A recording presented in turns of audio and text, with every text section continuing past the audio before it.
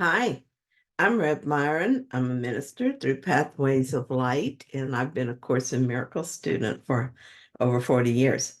I'm going through the text this year again, asking Jesus for clarity, and then I write from that clarity, and that's what I'm sharing with you today. So let's get started. We're reading from A Course in Miracles, Chapter 8, The Difference Between Imprisonment and Freedom.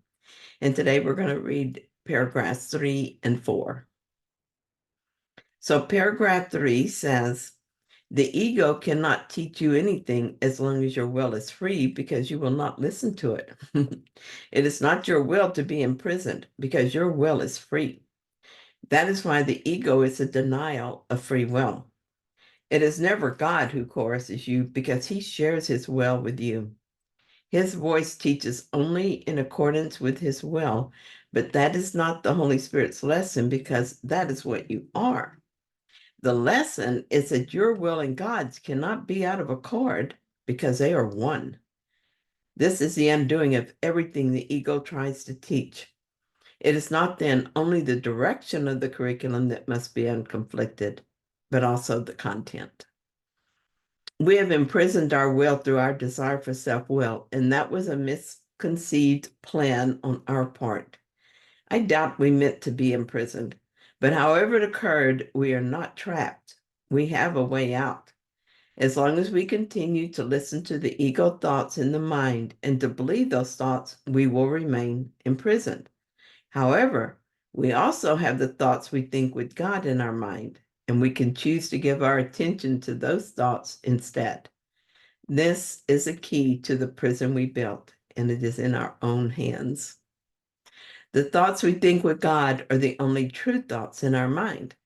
When we give them our attention, we are letting go of the idea of a personal will. We're embracing our true will, which is the will we share with God. We are returning our mind to reality and thus to sanity, and with sanity to peace and joy. This decision to be the divine beings that we are is up to us. We will not be coerced.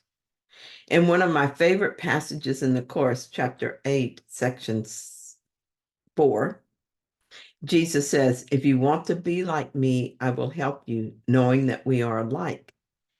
If you want to be different, I will wait until you change your mind. In this passage, I see both the gentleness of spirit and the inevitability of my return. I decide how long I want to remain the little self I made, and I decide when I want to wake up and remember what I am. The voice for God is in my mind to help me wake up when I'm ready. Until then, it speaks softly to me of love. It never coerces. It never forces. As Jesus goes on to say in that section of the Course, God's kingdom is freedom, and freedom cannot be learned by tyranny of any kind. Like most students of the Course, I have experienced a frustration of wanting freedom, but being unwilling and even afraid to accept it. I wish that Jesus would just yank me out of my story and be done with it. And this will never happen, of course, because we are equal in will, being the will of God. Jesus says that this is the only lesson he came to teach. Could it be so easy? Could we simply wake up because we want to? The only thing that stands in our way is our own willfulness and the guilt and fear that this willfulness engenders. At first, I needed to approach God very cautiously. I did so with a lot of heavenly support and reassurance. I have looked at and chosen against many forms of guilt and fear. In doing so, I've come to realize that all of it is unreal. Every form of guilt and fear I have looked at with the Holy Spirit has been of my own making. The world I see has been smoke and mirrors every time I looked without the filter of my desire for a personal will. I have mostly stopped wanting the process to go faster. I stopped trying to use my ego to wake up. Now I'm simply doing what the Holy Spirit puts before me. If I see fear or guilt in any of the ego guises, I ask the Holy Spirit to correct my perception. I listen to his voice and I write what I hear and often share it. And I forgive and love. I wait in the moment of readiness, knowing it is inevitable. I can't make myself wake up. That kind of effort is just another expression of self-will. So I allow myself to be revealed to me. Then I will know my true will, the will I share with God. The difference between imprisonment and freedom, paragraph 4. The ego tries to teach that you want to oppose God's will. This unnatural lesson cannot be learned, and the attempt to learn it is a violation of your own freedom, making you afraid of your will because it is free. The Holy Spirit opposes any imprisoning of the will of a Son of God, knowing that the will of the Son is the Father's. The Holy Spirit leads you steadily along the path of freedom, teaching you how to disregard or look beyond everything that would hold you back.